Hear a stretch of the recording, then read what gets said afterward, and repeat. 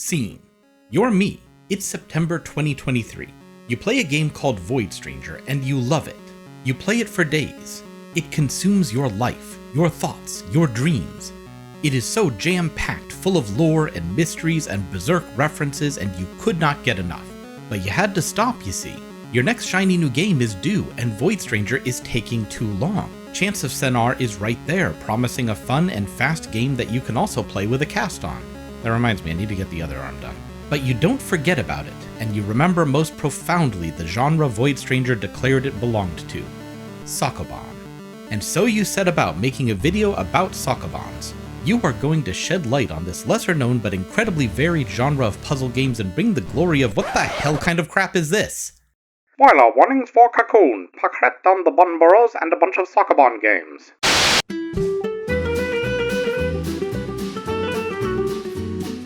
Anyone here watch Snoman Gaming? He's a YouTuber I follow, and I thought he was gone. But after a year's hiatus, he's back and putting out content again, so, there's still hope for Ceave. And his first video was, we need more easy puzzle games. Was Cocoon an easy puzzle game? Well, nothing for it but to try it out, I guess.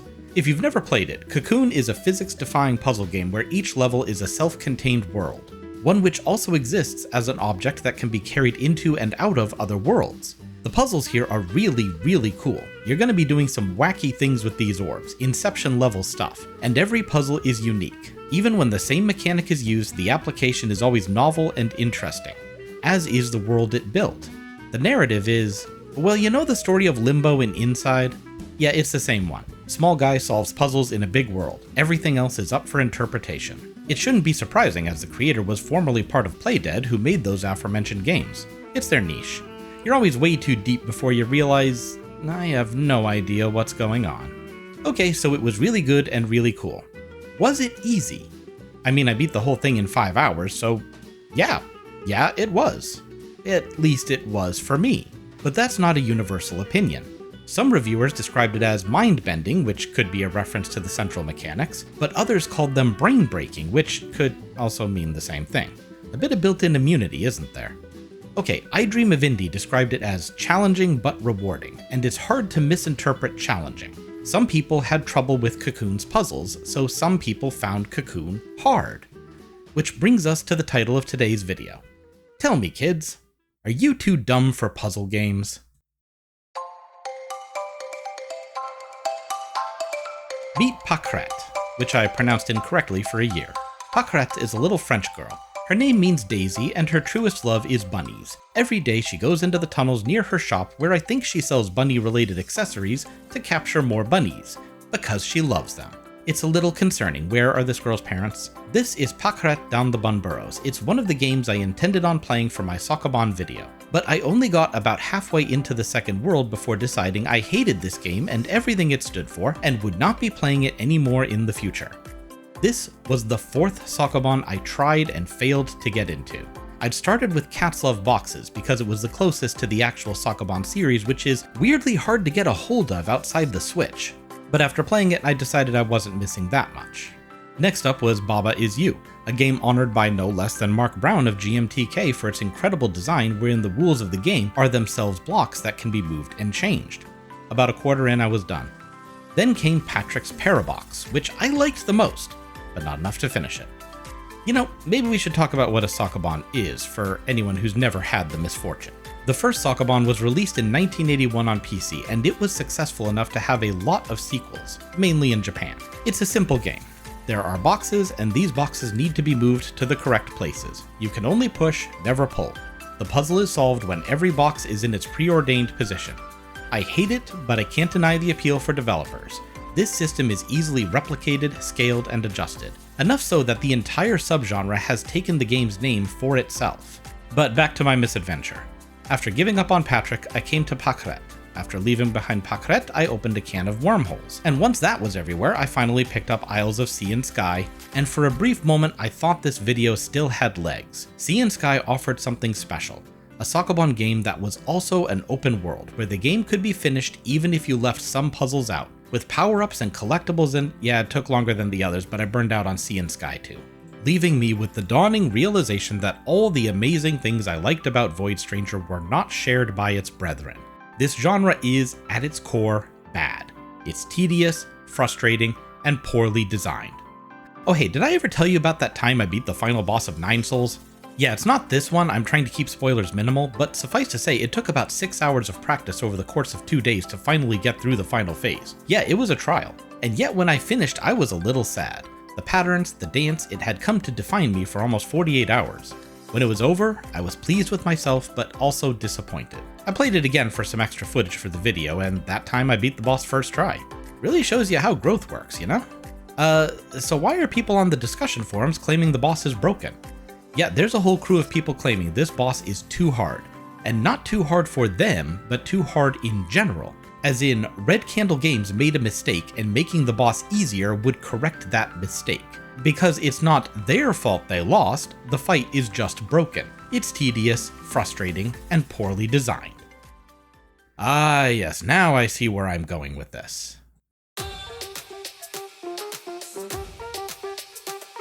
There is a tendency among gamers to believe our abilities are higher than they are, or that our abilities are innate and not the result of hours upon hours of practice. Challenging that belief challenges your self-image, and that is a painful thing. So if you're the kind of person who has flown through Metroidvanias and Souls-likes, then you get to this boss and end up dead, you might be tempted to use your own experience as evidence for why you should have won.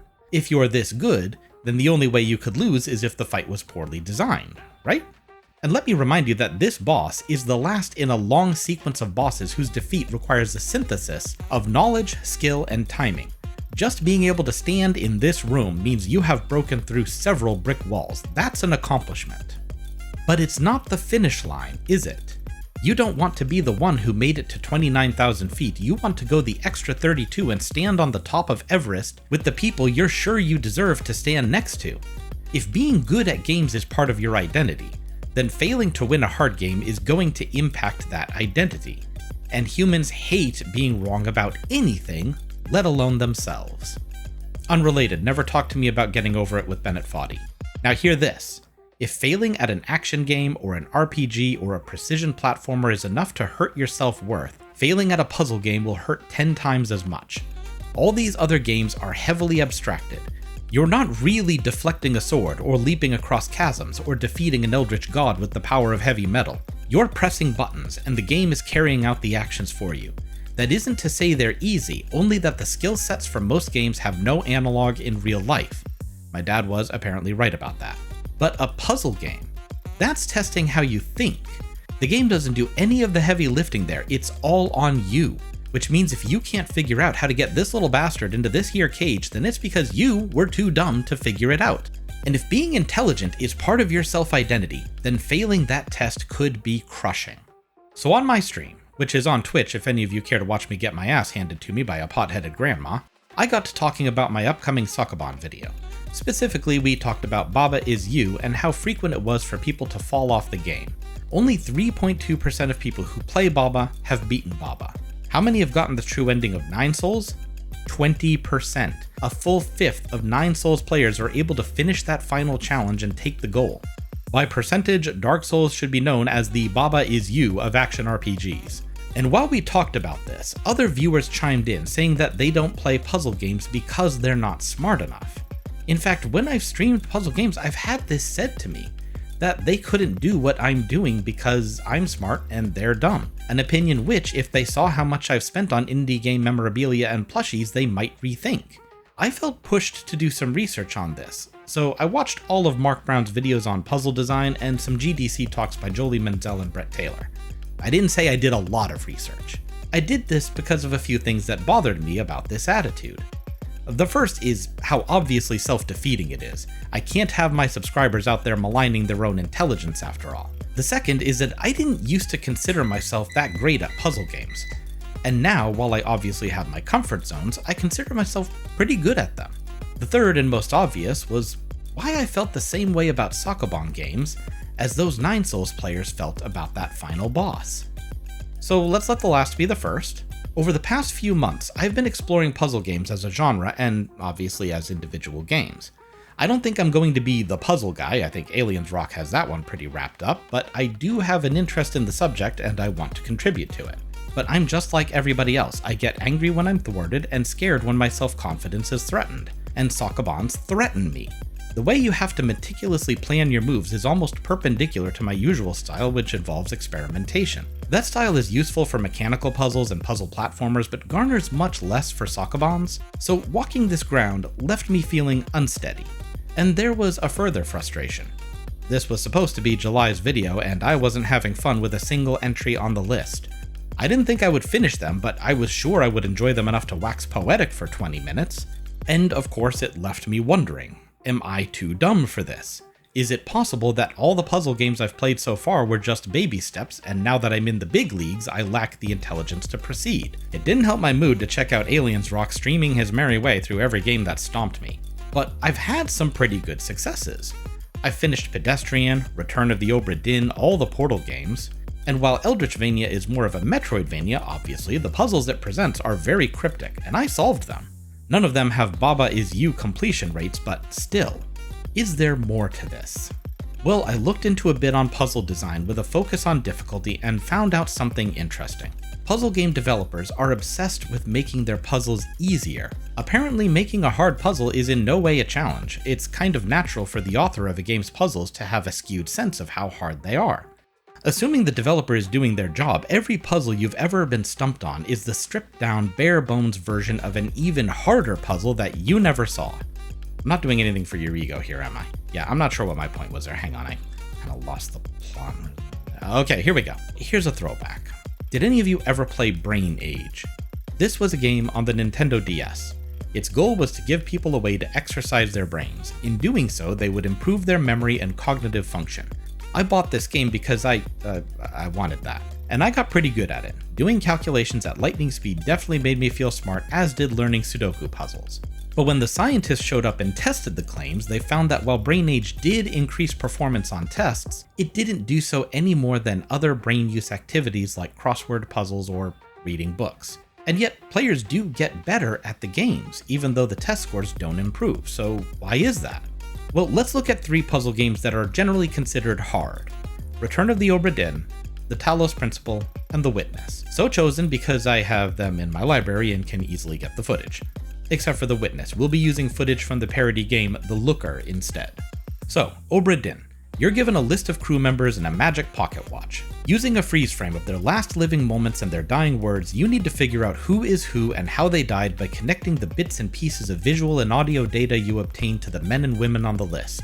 Talos Principle. You're a robot and God wants you to solve puzzles. So take a bunch of gizmos that each do something different and combine their uses in a way that allows you to reach these red Tetris pieces at the end of each level. You will need to understand all their capabilities. And yours, and Bob's. This is Bob. He's a jerk. The Witness. You're given a set of game boards with a maze on them. Figure out the rules of each maze, then get from the start to the finish while obeying all the rules. To do this, you will have to understand what the rules are demanding of you and how they alter the path you take. All of these games are considered part of the puzzle genre, and they are all asking you to do something different. They each require a different skill set. Being good at one is not going to make you good at another. And that is what I think people miss when they avoid puzzle games. They are not testing how smart you are. They are testing your skill at the game. So of course, the first time you play the game, you're not going to do well. That's how video games work. You get better as you go. You can absolutely build the skills you need to solve puzzles. I mean, look at this maniac solving a Rubik's Cube faster than I can see. You think anyone's born with that? But if that's the case, what does it mean for me and my relationship to Sokoban games? Does it mean that these puzzles are not out of my reach? Glad you asked.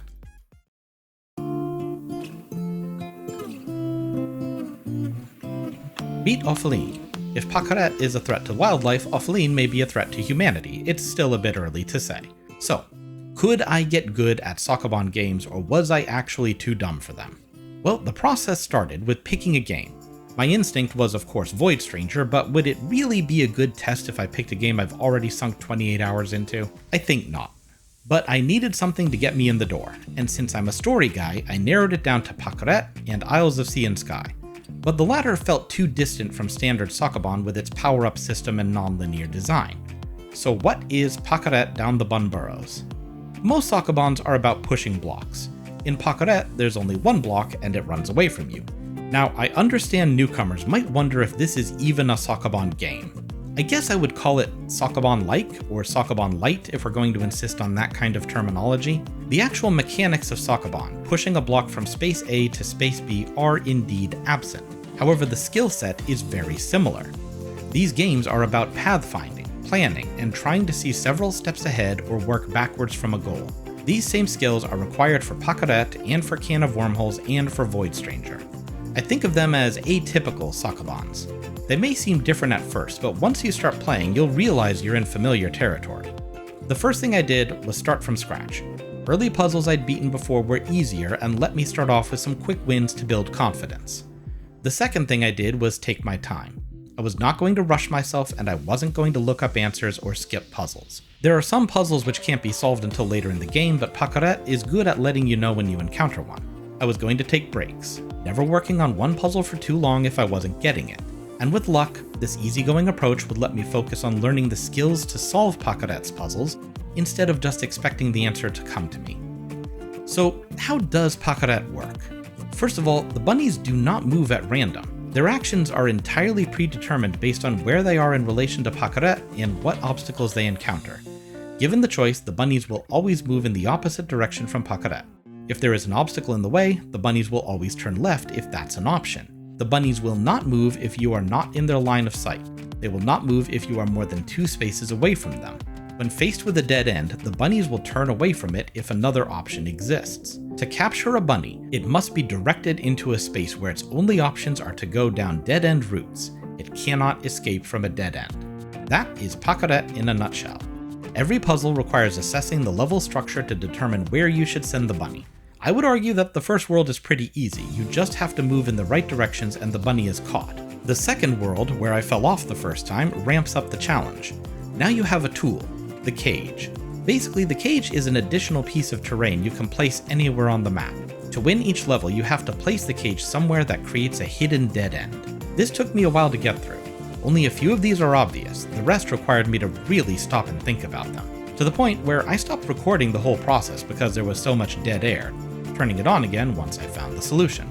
And I made it through the underwater burrow. Oh yeah, each bun burrow is themed and the second one is underwater. Apparently Paquerette is holding her breath the whole time. Just what are you?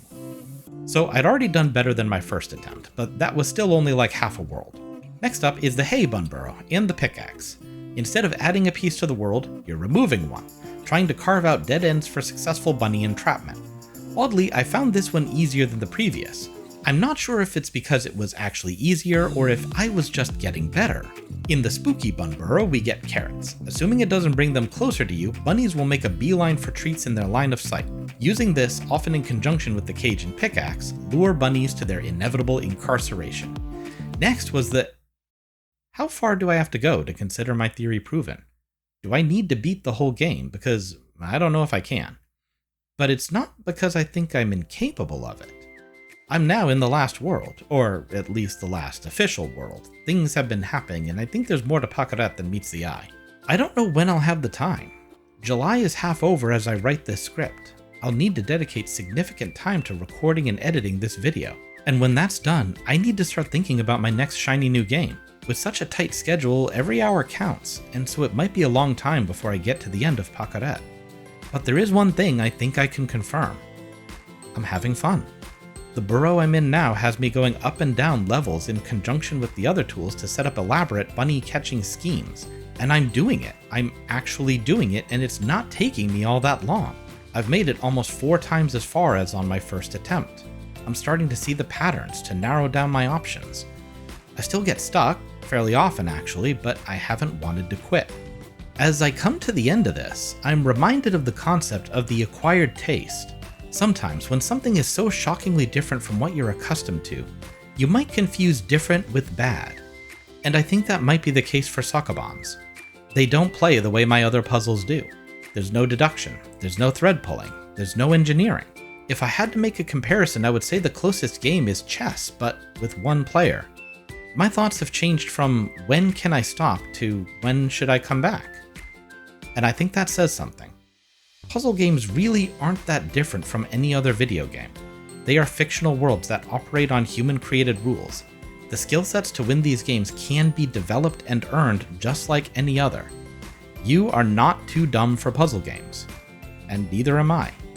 So go out and give your brain a chance to show what it can do. Thanks for playing, everyone. And if you're looking for a place to start, well, I think Snoman made a good recommendation.